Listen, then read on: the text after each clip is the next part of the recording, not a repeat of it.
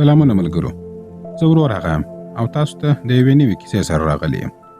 نن زه تاسو ته د وید فلم کیسه تشریح کوم چې په 2022 کال کې راغلی و. د فلم بشپړ مفهوم او مطلب په آخر کې درته بیان کوم. خو تر هغه مخکې د فلم کیسه درته وایم. د فلم په پیل کې موږ یو زوړ سړی او یوه ښځه وینو، شامبونات او منجو، چې دواړه یوازې ژوند کوي، یعنی یو د بل ملاتړ دي. دوی یو ځای لري چې نوم یې ګوډو دی. هغه اوس د خپلې ښځې او بچیانو سره په امریکا کې ژوند کوي. دوی دواړه د زوی سره د ویډیو کال لپاره انټرنیټ کیفې ته ولاړل. مور او پلار خوشحاله وه چې له زوی سره خبرې کوي، خو ګوډو بې حوصلې ځوابونه ورکوله. د هغه له چلند څخه ښکاره کېدله چې د مور او پلار سره په خبرو کې هېڅ علاقه نه لري. د ده ښځه هم همداسې وه. ګوډو بهانه وکړه چې ماشوم یې ژاړي او ټلیفون یې بند کړي. شامبونات او منجو دواړه زاړه سوي وه. ګرځېدل هم ورته اسانه نه وه، خو بیا هم دوی لیرې راغلل چې له زوی سره خبرې وکړي. خو زوی یې یوه شېبه هم ورسره په سمه توګه خبرې ونه کړې. 6 کاله تېر سوي وه، خو ګوډو هېڅکله نه و راغلی چې د مور او پلار پوښتنه وکړي. یوازې کله ناکله به یې پیسې ورته را استولې. شامبونات ماشومانو ته سبق ورکوي چې یو څه اضافه پیسې ترلاسه کړي. د هغو ماشومانو له ډلې څخه یوه نینا وه چې د هغه ډېره خوښه وه. شامبونات پور اخیستی و، نو بانک ته د کښت ورکولو لپاره ولاړی. سود ډېر پرې لګېدلی و او په دې خبره سره ډېر خفه سو. کیسه بیرته تېر وخت ته ځي، کله چې شامبونات د ګوډو سره بانک ته راغلی و چې پور واخلي. ګوډو ته د امریکا د تګ لپاره پیسې پکار وې، خو بانک دومره پور نه ورکوي لکه څومره چې هغوی غوښتل. نو ګوډو ډېر په غوسه سوی و. بیا کیسه بیرته اوسني حالت ته راځي. منجو یوه د موږک وژلو اله راوړې وه، ځکه چې موږکانو یې کور ګډوډ کړی و. شامبو ورته وویل په عبادت ځای کې د ژوندي موجوداتو وژل ګناه ده، دا شی لیرې کړه او موږکان مه وژنه. اوس موږ وینو چې یو سړی په نوم د راجپتي د یوې نجلۍ سره مست راغلی و. د شامبو د کور په صوفه باندې کښېنستی، شراب او چرګ یې کښېښوي او ویې ویل یو ګیلاس او یو غاب راوړي. منجو چرګ نه خوښوي ځکه چې هغه صرف سبزي خوري، خو بیا یې هم ورته ټوله شان راواخیستل. شامبونات راجپتي ته پیسې ورکوي او وایي د دې پیسو څخه 2000 کمې دي، پاته پیسې به وروسته درکړم. راجپتي انجلۍ خونې ته بوتلل او د هغې سره د کار خلاصولو وروسته له هغه ځای څخه راووتل. منجو چې کوټې ته ورننوتل، هلته یې ولیدل چې یو استعمال سوی کنډوم پروت دی. شامبونات وایي ته یې پرېږده، زه به صفاکاري وکړم. بیا کیسه بیرته تېر وخت ته ځي. ګوډو وایي ما ته 25 لکه روپۍ پکار دي چې امریکا ته ولاړ سم. مور ورته وایي ستا پلار یې له کومه ځای څخه راوړي د دومره ډېرې پیسې. ګوډو پیغورونه ورکوي، بس نه غواړم پیسې، زه به هم د ده په شان باندې ژوند تېر کړم او زوړ بسم. پلار وایي زه ستا لپاره پور اخلم او 10 لکه روپۍ درکوم، پاته 15 لکه روپۍ له کمه کړم، کور خرڅ کړم، ګروي یې کړم، څه وکړم. ګوډو وایي ته چې هر څه کوې زه په هېڅ نه پوهېږم. زوی که هر څنګه وي، خو مور همیشه د هغه د خوشحالۍ لپاره هر څه غواړي. هغه ورته وایي موږ کوښښ کوو ستا لپاره پیسې پیدا کړو. بیا کیسه اوسني حالت ته راځي. پولیس شکتي د راجپتي سره د پیسو اخیستلو لپاره راځي. شکتي وایي چې پیسې کمې دي. د دې کارونه لکه شراب، فحشا او نور هر څه د همدې پولیسو تر واک لاندې وه. منجو غواړي چې ګوډو ته زنګ ووهي او شامبونات ته یې ټلیفون ورکوي چې خبرې ورسره وکړي. خو ګوډو د خبرو پر ځای یوازې دومره وایي 50,000 به سبا در ولېږم، بس همدا اوس دومره کولی سم. د فکر کوي چې یوازې پیسې استول دي، بس نور هېڅ ته اړتیا نشته. خو مور او پلار ته د ده تر پیسو د ده خبرې ډېرې خوږې وې. وروسته شامبونات ATM ته ځي. راجپتي هغه ویني او ټولې پیسې ځینې اخلي. یوازې 500 بیرته ورکوي. وایي هغه ستا خونه چې مې استعمال کړې وه دا د هغو پیسې دي، نورې زما دي. په هوټل کې همدومره پیسې ځینې اخیستل کېږي. بیا هم پر شامبونات زور کوي چې د ده موټر ټیل وهي. شامبونات په بېوسۍ سره د هغه موټر ټیل وهي. هماغه وخت پولیس شکتي راځي. راجپتي د هغه څخه ویریږي او له دې ځای څخه ځي. شکتي شامبونات ته وایي که چیرې بیا ده په عذاب کړې نو ما ته ووایه. موږ بیا وینو چې شامبونات او منجو د نینا کلیزه لمانځي. نینا یو بېوزله نجلۍ وه، خو دوی هغه د خپل لور په شان باندې روزله. هغوی تل ویل کاشکې موږ همداسې یوه لور درلودلی. راجپتي د یوه سړي دادا لپاره کار کوي. دادا ورته وایي چې پولیس ما کور ته راغلي وه، دا ستا کار و چې هغه له دې ځای څخه وساتې، نو ته ولې پر هغوی باندې پام نه کوې.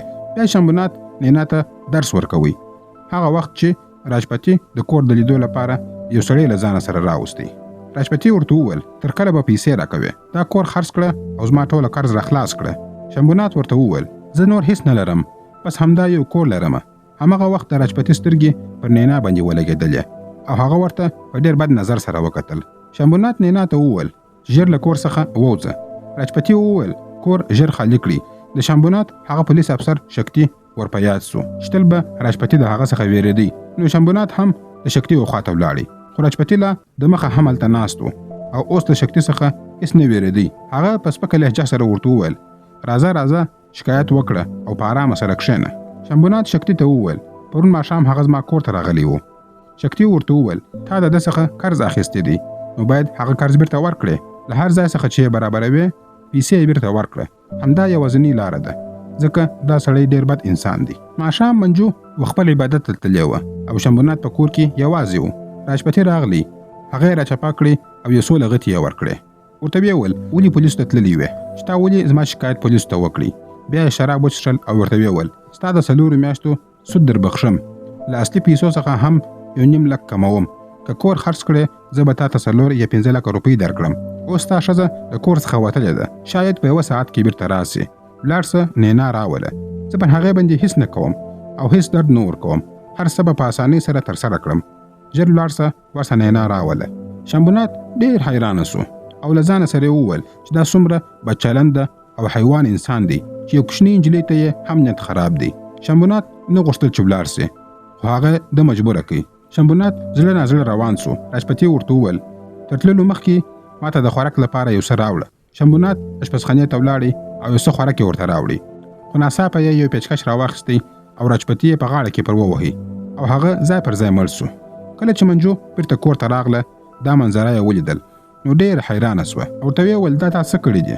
شمبونات چې منجو په کور کې د موږک له وژلو څخه منع کوله، نن یې یو سړی خپله وژلی دی. شمبونات غوښتل ټوله خبرې ورته وکړي، خو منجو په صدمه کې وه. نو ورته ویې ویل چې کوټې ته ولاړه سه. هغه په ټوله دهلیز کې یو کاغذ خپور کړي. شراب یې وڅښل، ځکه کوم څه چې دی کوي هغه په هوښ کې نسي کېدلی. یوه اره او تبر یې راواخیستی او د راجپتي بدن یې په کوچنیو ټوټو سره پرې کړي او 2 بوجیو ته یې واچوئ. بیا یې بوجي لیرې یو وران ځای ته یوړله. منجو په کور کې دننه د وینې نښانونه پاک کړل. منجو له شمبونات سره خبرې نه کولې، ځکه هغې ته داسې ښکاره کېدله چې خاوند یې نور قاتل سوی دی او صرف د قرض لپاره یې سړی وژلی دی. هغه له ده څخه ویرېدله. بله شپه شمبونات بیرته هغې ودانۍ ته ولاړی او بوجي یې وسوځوله. کله چې د هغه بدن په خاورو سره بدل سو، هډوکي یې بیرته بوجي ته واچول. بیا یې په کستن توګه سره د ژرندې مالک ته 2000 روپۍ ورکړې او ورته ویې ویل چې زما سره ماتې نسته، ته ماتې راوړه. کله چې هغه ولاړی شمبونات هغه هډوکي راواخیستل او ژرندې ته یې ور واچوله. هغه هډوکي له وړو سره هم وړه سول. په دې رقم سره د ټول ثبوتونه ختم کړله. هر څه ښه روان وه، خو بل سبا افسر شکتي کور ته راغلی. راجپتي 3 ورځې کېږي چې ورک دی، موبایل یې هم بند دی او د هغه د موبایل وروستی موقعیت همدا کور ښیي. آیا هغه ستاسو کور ته راغلی و؟ شمبونات ورته وویل هغه راغلی و، پیسې یې واخیستلې، دلته کښېنستی، شراب یې وڅښل او بیا له دې ځای څخه ولاړی. بله ورځ د راجپتي ښځه او لور راغله. شمبونات ورته وویل چې پولیس ته مو هر څه ویلي دي، په نور څه زه نه پوهېږم. منجو ورته وویل موږ لویه ګناه کړې ده، د دې نجلۍ پلار مو له لاسه ورکړی، موږ حق نه درلودی چې هغه ووژنو. شمبونات د دې خبرو څخه وروسته پولیسو ته د حقیقت ویلو لپاره ولاړی. هلته شکتي نه و، یو بل افسر ناست و. شمبونات ورته ټول حقیقت وویل، خو افسر باور ونه کړي. هغه وویل چې دا بوډا سړی به چیرې یو څوک ووژني. کور ته تر راتګ وروسته شمبونات منجو ته وویل زه په دې خطر نه وم تللی چې ګناه مې کړې ده، زه ستا د خبرو له کبله تللی وم، ته فکر کوې چې ما ګناه کړې ده. بیا یې اصلي حقیقت ورته وویل چې هغه حیوان ماته وویل چې نینا ماته راوله او دا لویه ګناه یې په ما باندې کوله، په همدې خاطر ما هغه ووژي. که ته زما پر ځای وای شاید تا به هم هغه وژلی وای. موږ هغه نه دی وژلی، موږ هغه ته سزا ورکړه. منجو چې دا واورېدل پوه سول چې خاوند یې سم کار کړی دی او د دوی ترمنځ ټولې بدګماني ختمې سولې. هغه بل افسر ټولې خبرې شکتي ته وکړې، کومې خبرې چې شمبونات ورته کړې وې. نو شکتي ته دا خبره خندونکې نه ښکاره کېدله، بلکې هغه په شمبونات باندې شک وکړي چې کیدای شي همدا کار د کړی وي. بل سبا شکتي شمبونات ته زنګ ووهي او ورته ویې ویل دا ستا بیان دی، پر دې باندې لاسلیک وکړه. شمبونات ورته وویل موږ خو هیڅ کار نه دی کړی، ولې لاسلیک وکړو؟ څه ثبوت لري چې ته وایه لاسلیک وکړه؟ موږ خو هیڅ نه دی ویلي، کیدای شي ستاسو افسر خپله یوه کیسه جوړه کړې وي. بیا دادا شمبونات راوغوښتی او شمبونات ته یې وویل چې دغه نفر ستاسو د کور قرض ادا کړی دی، نو اوس هغه کور د ده سو. شمبونات ورته وایي موږ ټول قرضونه راجپتي ته ورکړي دي، موږ ته خو پیسې نه دي رارسېدلې، ورسه راجپتي راوله، موږ به د هغه څخه پیسې واخلو، بیا کور ستاسو. دوی خو د راجپتي څخه خلاص سول، خو اوس نوې ستونزه پیدا شوې ده. شکتي هڅه کوي د منجو سره خبرې وکړي. د فکر کوي چې شاید د ویر له وجې څخه هغه هر سره ته ووایي، خو هغې هم هیڅ ونه ویله. دا ته 10 لکه روپۍ ورکول لازمي سوه. نو شنبونات له ګډو سره د پیسو په اړه باندې خبرې وکړې. ګډو ورته وویل تاسو خو مسخرې شروع کړې دي. 10 لکه روپۍ به زه د کومه ما تاسو ته ویلي وه چې ما نوی کور اخیستی دی. تاسو خو هیڅ د پیسو څخه نه خلاصېږئ. کله د یوه شي پیسې غواړئ او کله د بل شي پیسې غواړئ. نه پوهېږم چې پر ما مو د څه فکر کړی دی. شنبونات غوسه سو، ټلیفون یې بند کړي او د نت کیفې د دکان د سشتن څخه یې وغوښتل چې نور موږ اکاونټ پاک کړه. نور موږ هیڅ کله نه راځو. کله چې امریکا ته د تګ خبره وه نو همدا شنبونات ورته په زور سره پیسې برابرې کړې وې. کله چې پلار یې د راجپتې څخه 15 لکه روپۍ اخیستې وې، نن هماغه ګوډو هماغه پیسې بیرته نه ورکوي. شکتي د یو رکشوان سره خبرې وکړې. شنبونات یې ډېر ښه پیژندی. شکتي د هغه څخه وپوښتله شاوخوا 4 یا 7 ورځې مخکې د شنبونات کوم غیر عادي رویه تا لیدلې ده او که نه؟ هغه وویل هو، یوه شپه شنبو 2 بورې راوړې وې او راته ویې وویل چې د بس د سټیشنه پورې مې ورسوه. د بورې وزن دومره دروند و لکه په هغه کې چې یو انسان نه بلکې 2 کسان پراته وي. په لار کې د ATM ته هم ودرېدی. شکتي د ATM کمره وکتله نو د رکشوان خبره رښتیا ثابته سوله. اوس یقیني سو چې راجپتي مړی په همدغه بورې کې و. شنبونات په هغه شپه باندې وړې وه. شکتي شنبونات راوغوښتی او ورته ویې ویل زه په هر څه پوهېږم، یوازې راته ووایه چې د راجپتي موبایل چیرته دی. شنبونات ورته وویل زه هیڅ معلومات نه لرم، نه د هغه په اړه او نه د هغه د موبایل په اړه باندې. شکتي ورته وویل ما غوښتل چې خبره همدلته خلاصه کړم، ځکه نن زه په عادي جامو کې راغلی وم، خو اوس به سبا په یونیفورم کې تا ته راځم. شنبونات کور ته ورمنډه کړله او د راجپتي موبایل یې پیدا کړ. نو هغه د شوپې په منځ کې لوېدلی و. شنبونات د موبایل د چارجر لپاره وتلی و. کله چې راغلی ویې کتل چې دا د هغه د کور سامان د باندې راغورځولی و. شنبونات په غوسه د هغه د موټر شیشه ورماته کړله. دا هغه راکش کړي او یو څو څپېړې یې ووهي. بیا یې غوښتل چې منجو ته هم ځان ورسوي. شنبونات په ژړا ورته وویل موږ پرېږدئ، موږ به کور تاسو ته در پرېږدو. دا ولاړی. شنبونات چې زخمي و او روغتون ته یې وړی و. شکتي د لیدو لپاره هملته ورغلی. شنبونات د راجپتي موبایل ورته ونیوی او ورته ویې ویل ما په ښوونځي کې یو ماشوم وهلی و. 3 ورځې ما خوب نه سوی کولی، خو کله چې مې د راجپتي په غاړه کې پیچکش ووهي هیڅ درد او هیڅ پښیماني مې احساس نه کړه. زموږ نینا یوازې 12 کلنه ده. څنګه څوک د یوې کوچنۍ نجلۍ په اړه باندې داسې خراب فکر وکړي؟ که څوک بیا داسې وکړي موږ به بیا هم همداسې وکړو او هغه به هم ووژنو. موږ چې څه کول هغه لازم و. اوس نو ته پوهېږې او خپل د کار پوهېږې. منجو شکتي ته وویل که چیرې زما خاوند زندان ته ځي نو زه هم ورسره ځم. موږ به هم هغه څه وکړو چې موږ پرې پوهېږو. په موبایل کې د شکتي ویډیو وه چې په هغه کې ښکاري چې د یوې ښځې سره دی مینه لري. دا ښځه د یو لوی ښاروال ښځه وه. راجپتي د ده ویډیو جوړه کړې وه او شکتي یې په هغه سره بلاک میل کوي.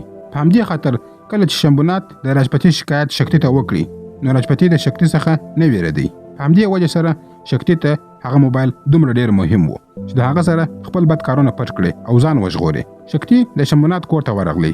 هلته یې هغه پیچکش پیدا کړي چې راجپتي یې په هغه سره وژلی و. دا خبره یې هم منجو ته کړې وه. بل سبا شکتي د راجپتي د قتل په تور باندې ونیوی. پر هغه یې دروغجن راپور جوړ کړي او ټول ثبوتونه یې د هغه پر ضد باندې وکاروله. شنبونات هغه وخت شکتي له ډوبېدو څخه ژغورلی و. نو اوس شکتي حساب برابر کړي او دادا یې د قتل په تور سره ونیوی. شنبونات یې وژغوري. شنبونات د دادا لیدو ته ولاړی او ورته ویې ویل راجپتي ما وژلی دی او هغه مې ټوټه ټوټه کړي.